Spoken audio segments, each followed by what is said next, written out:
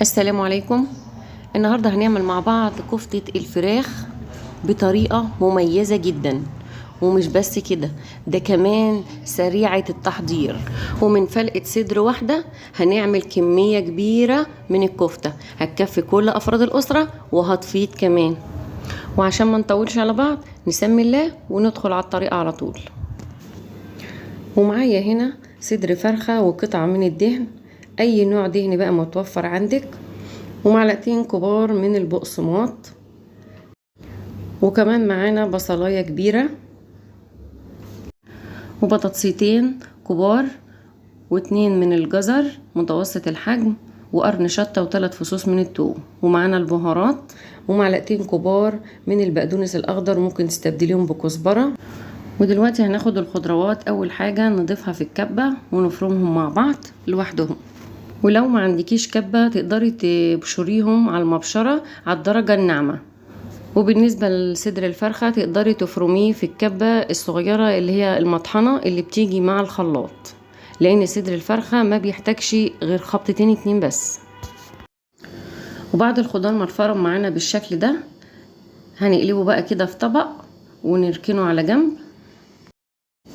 هننزل بقى بصدر الفرخة وقطعة الدهن، وطبعا قطعنا الصدر والدهن عشان خاطر يبقوا سهلين في الفرم، واضيف عليهم البقدونس والبهارات، بابريكا، فلفل اسمر، جنزبيل، كبابة صيني، كزبرة، قرفة، من كل حاجة معلقة صغيرة. وبعد ما ننزل بيهم هنضيف كمان البقسماط، وننزل عليهم بمعلقة صغيرة من البيكنج باودر. بيكنج باودر بيدي هشاشة للكفتة ما يخليهاش تطلع مكتومة معاكي. وننزل بمعلقة كبيرة من الملح، وكمان معانا بيضة هننزل بيها. البيضة هنا تعتبر هي اللي هتخلي معاكي الكفتة فيها الليونة اللي انتي هتشوفيها في الاخر، وكمان تعتبر مادة رابطة اللي هتربط كل المكونات اللي احنا حاطينها مع بعض في الكفتة. وعندي هريسة فلفل احمر هنزل بمعلقة كبيرة، لو مش موجود عندك خلاص مفيش اي مشكلة، تقدري تحذفيها من المكونات. ودلوقتي نفرمهم بقى كده في الكبة. وبعد ما اتفرم معانا صدر الفرخة بالشكل ده هننزل بيه بقى على الخضروات اللي احنا كنا فرمينها في الاول، وبايديكي بقى كده، ونقوم خلطين كل المكونات مع بعضها، نعجنها بقى كده مع بعض عشان كله بقى يتجانس كده مع بعضه. واثناء ما انا بعجنهم كده مع بعض حسيت ان العجينة معايا كده طرية لينة كده، فهنعمل ايه بقى في الوقت ده؟ هضيف عليهم معلقة كبيرة من البقسماط عشان تخلي الكفتة تمسك معايا شوية، واكمل بقى عجنها كده. وكل ما بعجن فيها اكتر البقسماط بيندمج معاها، العجينة بتجمد معايا. ودلوقتي اصبحت جاهزة اهي. ودي الصينية اللي هسوي فيها الكفتة، وده السيخ اللي هصب عليه الكفتة. ومعايا هنا طبق فيه شوية من المية. ولازمته ايه الطبق ده؟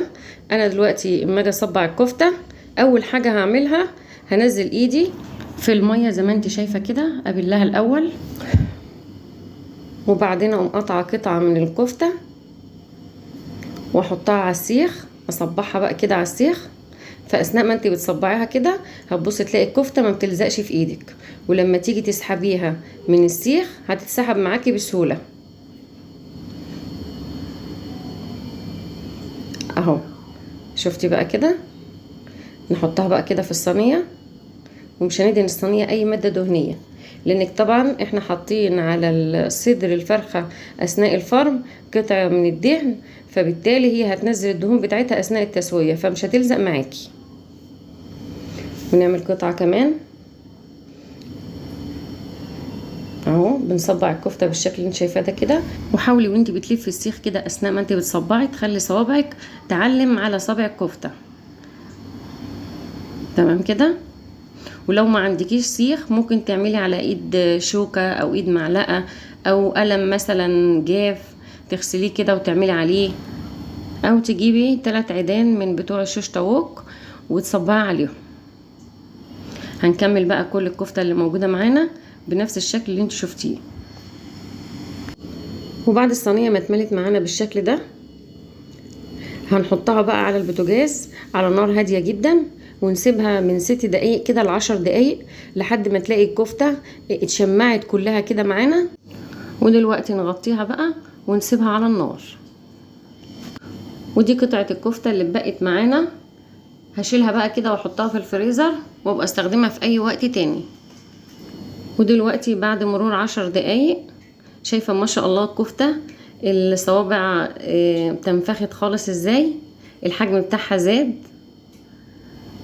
في التوقيت ده بقى انا هضيف لها نص كوباية من المية، وانا بضيفهم هوزعهم بقى كده على الصينية. وبعد ما نضيف المية هفضل بقى سايباها كده على نفس مستوى النار اللي احنا سايبينها عليها على الهادي لحد ما تشرب شوية المية اللي احنا اضفناهم لها. ودلوقتي الكفتة اتشربت المية، نص كوباية المية اللي احنا اضفناها. معايا هنا معلقتين من الصلصة، انا كنت حاطة طماطم بتتسبك كده على عين التانية عشان اعمل جنبها مكرونة، فقلت اخد معلقتين كده ادهن بيهم وش الكفتة. الخطوة دي طبعا اختياري، يعني انا اللي شجعني ان انا ادهن كده وش الكفتة ان الصلصة بتتسبك جنبي، فانا هدهن وش الكفتة واخدها بقى انزلها تحت الشواية، وهي كده كده ان شاء الله هتحمر من غير صلصة لان احنا حاطين فيها نسبة من الدهون فهتحمر معاكي.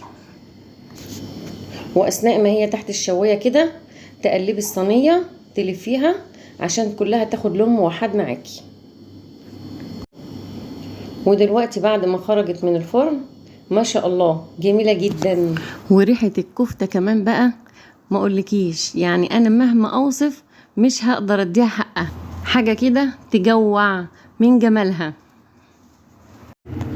شوفي بقى كده الكفتة، ناخد صابع كده، شايفة ما شاء الله، شايفة قد ايه هي لينة ازاي، شايفة طرية خالص ازاي، وواخدة حمار من تحت ومن فوق جميلة. شوفي كلها ليونة، وتيجي تكسريها كده بصي ما شاء الله، شايفة تحسي ان القلب بتاعها منفوخ خالص ازاي كده، مش مكتوم ولا حاجة خالص، لسه سخنة طبعا، حاجة كده تبارك الرحمن جميلة جدا. ولما تيجي تقدميها كده شايفة اللي يشوفها كده يقول الكفتة دي مشوية على الفحم. واللي وصل معانا لحد هنا ما ينساش يحط اللايك، واللي بيشوفنا لأول مرة أتمنى ينورنا. والكفتة بتاعتنا النهاردة موفرة واقتصادية، أتمنى تجربوها وأشوفكم الفيديو الجاي.